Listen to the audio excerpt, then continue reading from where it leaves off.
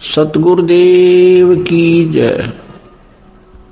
बंदी छोड़ कबीर परमेश्वर जी की जय। बंदी छोड़ गरीबदास जी महाराज जी की जय। स्वामी रामदेवानंद जी गुरु महाराज जी की जय।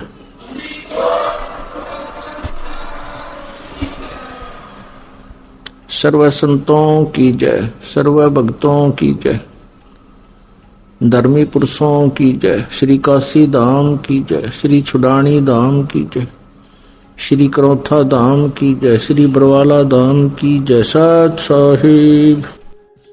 अब भयभीत हो जाता है युधिष्ठिर कि महाराज फिर हमारी यज्ञ कैसे संपूर्ण होगी। होगी। एक संत है इधर, छोटी जाति में है, उसका सुदर्शन नाम है। नीची जाति वाले को सुपच कहते हैं। वाल्मीकि यानी भंगी के घर में जन्म है, और वो संत आवे तो बात बन सके। तो वो कहने लगा युधिष्ठिर के उधर हमने अर्जुन जी को भेजा था, उससे पूछते हैं। वो कह के आए कि नहीं संत को। अर्जुन बुलाया, कहने लगा भाई आपने वहां कोई संत होंगे, उधर कह के नहीं आए उनको। हैं जी संत, पर वो तो अभिमानी बहुत है। की बात है? कृष्ण जी कहने लगे कि मैंने उनसे कहा था कि हमारी यज्ञ में चलिए महाराज। तो वो कहने लगे कि 100 यज्ञ का फल मुझे दे दो पहले, तब मैं थारे यज्ञ में भोजन पान चालू, क्योंकि तुमने इतने पाप कमा रखे से और उसके उपलक्ष्य में तुम ये धर्म कर रहे हो, भाई हम भोजन खाने नहीं जाए। तो आपने क्या जवाब दिया? मैंने ये जवाब दिया। भीम कहने लगे, तो भीम से कहा, तो उन्होंने बोला जी वो तेनों कहने लगा कि 100 यज्ञ का फल दे मैं जब चालू। मैंने कहा कि मारी तो प्रथम यज्ञ, और देख लियो थारी इच्छा होता आ जाओ। आपने तो उल्टी आंट लगा दी। तो कृष्ण जी कहने लगे संतों को ऐसे नहीं कहा करते, और या मेरे को बताना चाहिए था अपना आकर के कि कोई संत ऐसे बोला। मैं समाधान बताऊं। अजीब के बना, मेरे साथ चलो। खुद भगवान कृष्ण नंगे पैरा और 500 पांडु राजा 6 के 6 चले जाते हैं, और जाकर के उस समय क्या हुआ। वो सुपच सुदर्शन कौन था, थोड़ा सा विवरण दूंगा। वो सुपच जो था वो सुदर्शन बंगी जाति में छोटी जाति थी। वैसे संत तो हम तो नहीं मानते जात को, पर जो फीत लागगी वह कहनी पड़े। वाल्मीकि महर्षि भी हो गए, पर भी वाल्मीकि कहना नहीं छोड़ा उसका। तो वो कबीर साहब के शिष्य थे। अब प्रश्न उठेगा कि कबीर साहब और द्वापर में करुणा में नाम से आए थे कबीर साहब, वो उनके शिष्य थे और पूर्ण ब्रह्म परमात्मा सतपुरुष के उपासक थे। अब जैसे हम जिसके उपासक हैं उतना लाभ लेते हैं। जैसे डीसी से मेल हो रहा है तो डीसी ताई का लाभ मिल रहा है हमें। मुख्यमंत्री से मेल है तो मुख्यमंत्री ताई का हम लाभ ले रहे हैं, इसमें कोई शक नहीं, लाभ जरूर ले रहे हैं। और जिसका प्रधानमंत्री तो मेल हो रहा है वो न्याराय संत, वो सिफारसी न्याराय पाओगा। तो इस प्रकार वो पूर्ण ब्रह्म परमात्मा, जैसे आपको व्याख्या करी थी, ब्रह्म से ऊपर परब्रह्म और परब्रह्म से ऊपर पूर्ण ब्रह्म। उस पूर्ण ब्रह्म के उपासक कबीर साहब और अवतार कबीर साहब थे। कबीर साहब यानी करुणा में से नाम ले रखा था सुपच सुदर्शन ने। उस दिन जिस दिन कृष्ण भगवान और 500 वो पांडव उनको बुलाने के, आमंत्रित करने के लिए जाते हैं, तो कबीर साहब ने अपनी शक्ति से उस सुपच सुदर्शन को कहीं दूर भेज दिया किसी कामवश, और वहां उसका रूप बनाकर खुद बंदी छोड़ बैठ जाते हैं। भगवान कृष्ण जाते हैं, जाके लंबी दंडौत करते हैं जैसे हम करते हैं आस्तीन ग्रंथ साहब के सामने और संतों को। इस प्रकार 5वां ने, जब कृष्ण भगवान ने दंडौत करी तो 5वां ने उनने भी करनी पड़ी। तो उठ कर कहते हैं, सुदर्शन जी कहने लगे कि कैसे आए त्रिलोकीनाथ इस गरीब की कुटिया पर। तो भगवान कृष्ण बहुत सात्विक और सतोगुणी प्रधान है। कहने लगे महाराज आपकी महिमा ने कौन जान सकता है, अब मैं आपको आमंत्रित करने आए हैं कि हमारी यज्ञ में चलिए। तो भगवान कबीर साहब कहते हैं, सुदर्शन कहते हैं कि भगवान कृष्ण बात ऐसे है कि ये भगत जी आया था 4-5 दिन हुए जब भीम का नहीं, क्यों भीम न्यारा पछाण में आवे। अग इसको मैंने कही थी कि भी मैं यज्ञ में जब चालूंगा मैंने 100 यज्ञ का फल दे दो। कि भगवान कृष्ण तो सारी जाने थे, ने बोले महाराज आप ही की वाणी है, क्योंकि जो कबीर साहब ने शास्त्र ईब लिखे हैं ये चारों युगा में लिख आए हैं ज्यों के त्यों। तो आपकी वाणी है कि संत मिलन को चालिए तज माया अभिमान, और जो जो पग आगे धरे ओ हे यज्ञ समान। अब जितने भी भक्तात्मा, चाहे करोड़पति, चाहे कोई बड़ा अफसर, चाहे कैसा भी है गरीब, जो यहां से सतभाव से सत्संग समागम में आया है, अपने अहंकार अभिमान में त्याग कर, तो उसको एक एक कदम का फल एक यज्ञ के समान है। ये संतां की वाणी है। तो इस प्रकार कहने लगे महाराज आपकी वाणी है कि साध मिलन को चालिए तज माया अभिमान, और जो जो पग आगे धरे वो हे यज्ञ समान। ये सतगुरु आप अपने 100 यज्ञ ले लो और बाकी मारे दे दो जोड़ी में, हमारा भी उद्धार हो जाए। इतने विनम्र भाव से भगवान कृष्ण प्रार्थना करते हैं। ये मानता का सबूत होता है। जिसमें ज्यादा शक्ति और भक्ति होगी वो नम्र ज्यादा होगा, और जिसमें कम होगी वो उखड़ सुखड़ सा बोला करे, करड़ा करड़ा रहा करे।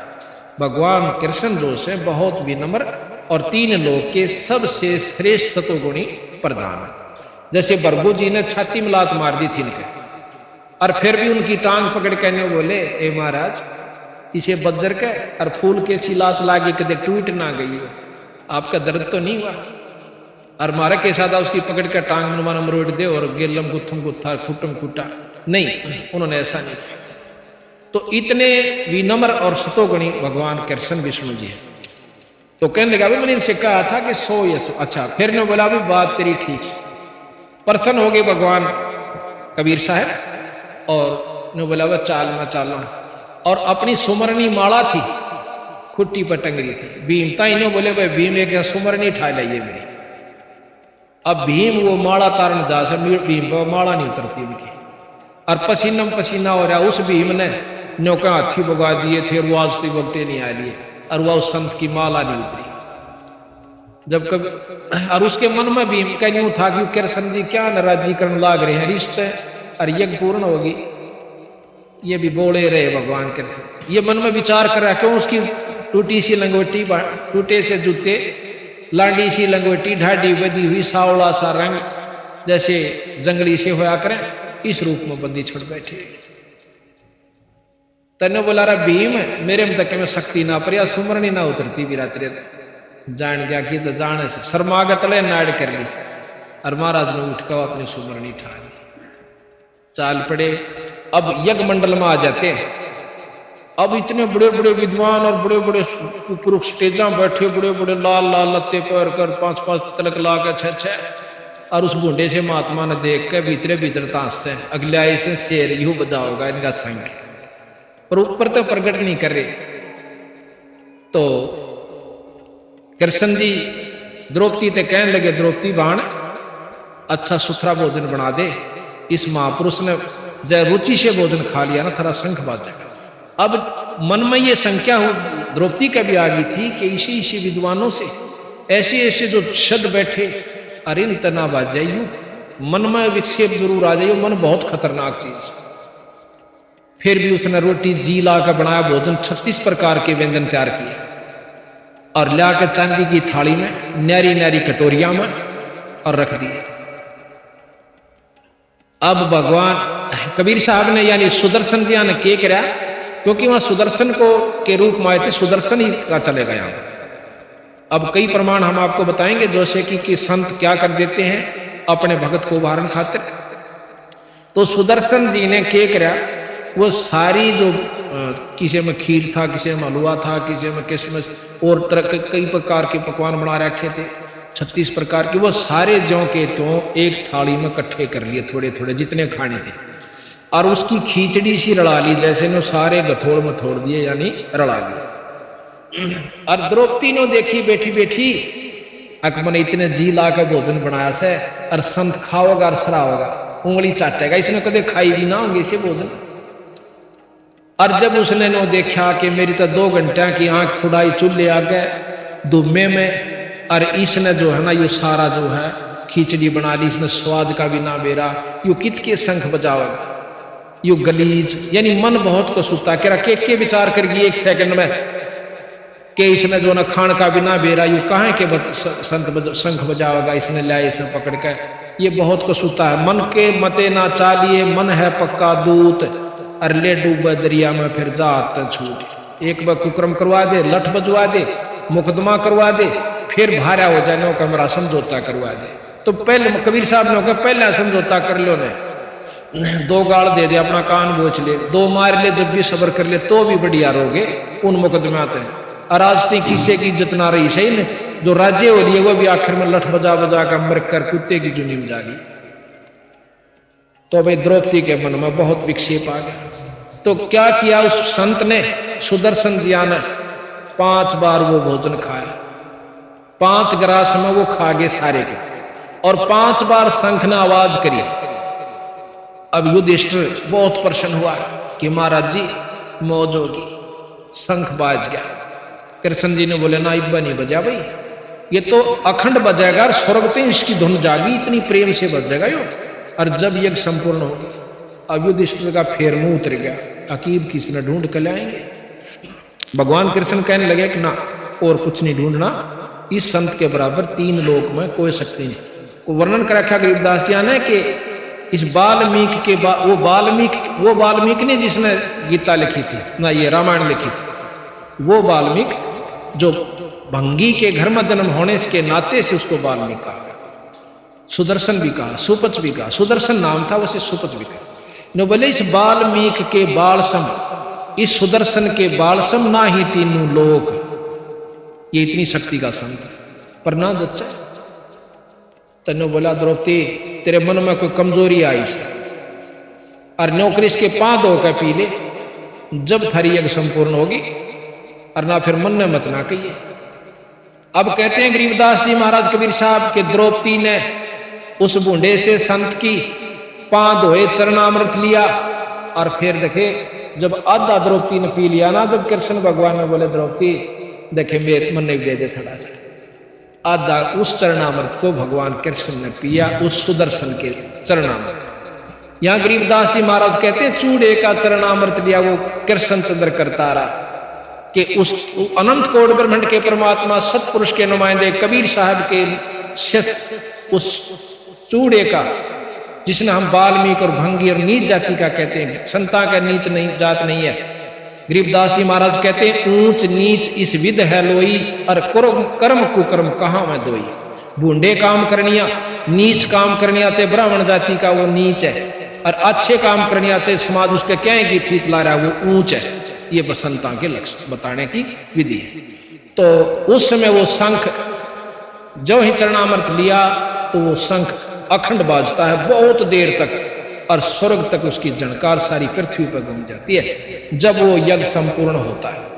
तो उस भगत ने यह भी प्रश्न किया मेरे से, नकलोई गांव का है वो, कहने लगा जी ये बात मेरे समझ में नहीं आ रही थी कि वो सुपत सुदर्शन ईसा क्या होगा जिसने कृष्णता ही कोई फेल कर दिया, ऋषि इसी विद्वान बैठे थे, सारी महाभारत को फेल कर गया वो तो नायक वो था सारी उसका, जिस जो किसी से काम नहीं है उसने करके दिखाया। वो क्या चीज थी मैं सारा जा लिया था भाई, जो जिसने कृष्ण से भी सुपीरियर शक्ति थी तो वह कौन चीज थी। पर ने बोला सब टाल मटोड़ कर जाने, और मैं कहा भाई ये प्रमाणित शास्त्र है कबीर साहब का, गरीबदासियों का, जिन्होंने महाभारत जो की दो लिखती, गीता जो की लिख रखी इसमें, तो क्या वह ये भी झूठ लिख सकते हैं?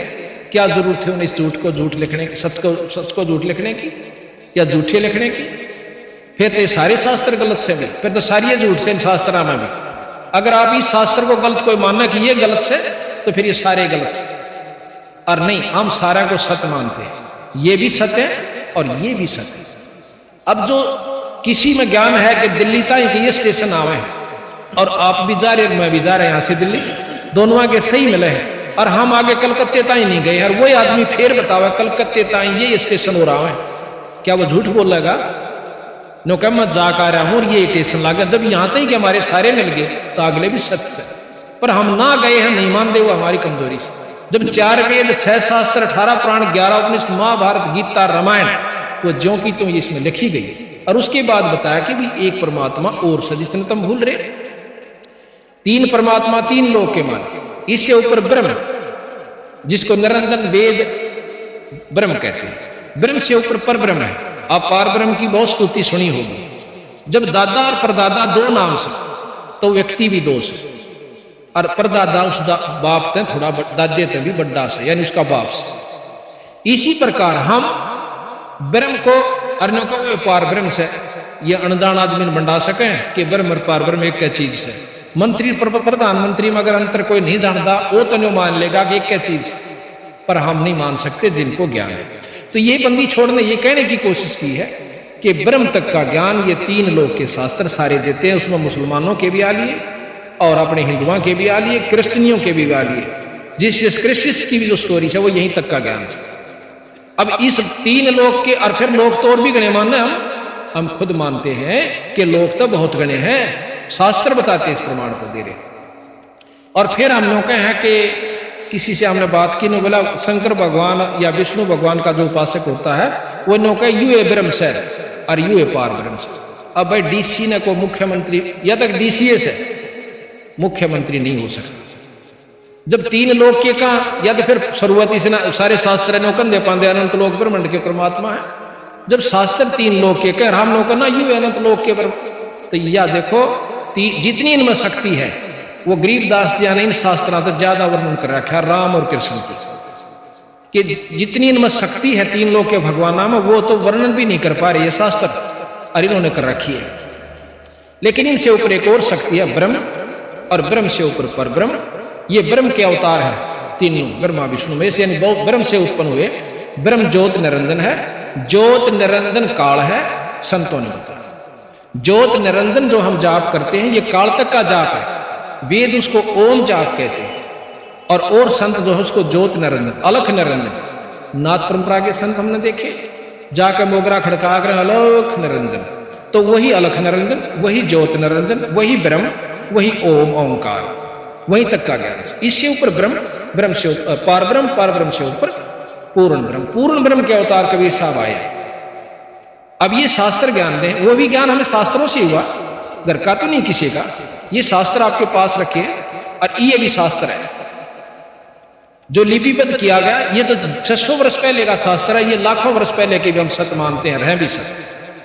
और ये तो 600 वर्ष पहले का लिखा हुआ शास्त्र है, कोई जो भी नहीं। और गरीबदास जी ने लिखा हुआ तो हमारे पास हाथ से मौजूद है, कोई ने सोचा बाद में मिला लियोगे झूठी साची। कई भाई न कहो रामायण में गोपाड़ पेल रखे, गोपाड़ तो उनको है जिनको ज्ञान नहीं। शास्त्र में गोपाड़ पेलन की कोई जरूरत नहीं थी। क्या आवश्यकता थी उन संतों को इसमें गोपाड़?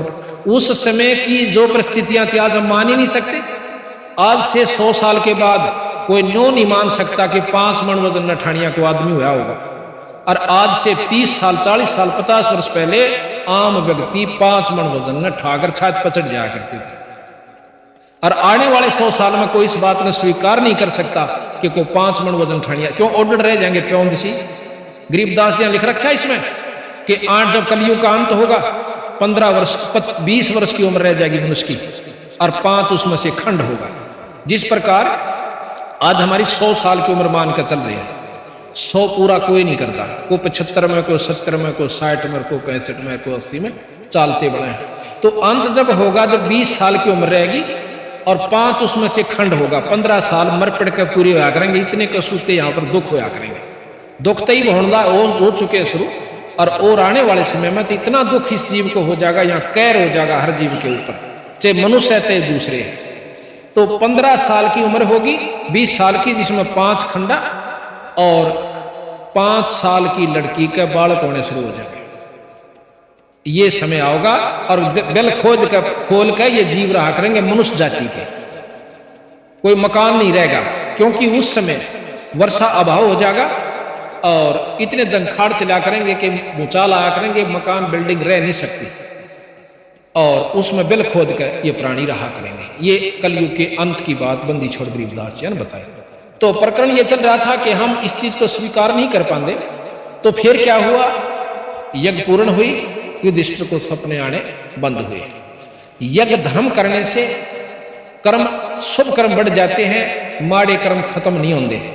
या भूल मत करियो कि कोई नौका मैंने यज्ञ कर दिया और पिछले पाप कर्म खत्म हो गए। यज्ञ का फल अलग से मिलेगा और पाप कर्मों का अलग से मिलेगा। धर्म का जैसे यज्ञ क्यों करवाया गया जिस प्रकार सब्जी में मिर्च ज्यादा हो जा और वह ना खाई जाती होते घी घेर ले, पर जो अवगुण मिर्च का है वह भीतर शरीर में जाकर अवगुण मिर्च जरूर करेगी, खा जरूर गए। नमक जैसे ज्यादा हो गया उसमें घी डाल लिया वो भी कम हो जाएगा, लेकिन नमक अंदर जो डिफेक्ट नमक ने या फायदा करना वो जरूर करेगा। इसी प्रकार हम पुण्य कर्म जो करते हैं, पाप कर्मों को, जैसे भाई अच्छे धर्म कर रखा, आज वो करोड़पति हो गया, इस दुख से तो बचा, पैसे की कमी ना रही, लेकिन जो और उसके भाग्य के कर्म से वो भोगने पड़ेंगे। उसका बालक भी मर जाएगा, टांग भी टूट जाएगी, अधरंग भी मारेगा, अंधा भी होगा, चाहे करोड़पति के चाहे अरबपति हो, वह कर्म अलग से, वो सुख न्यारे कर्म का से। तो यहां 3 लोक की व्यवस्था का प्रधान ये है कि जिसे कर्म जीव करेगा वो भोगने हो। और ये बंदी छोड़ महाराज कहते हैं हमारी शरण माए पाछे, उस पूर्ण पर सत्पुरुष की शरण माए पाछे और सच्चे नाम का, सार नाम का जाप करनी है, ये पाप कर्म खत्म हो जाएगा।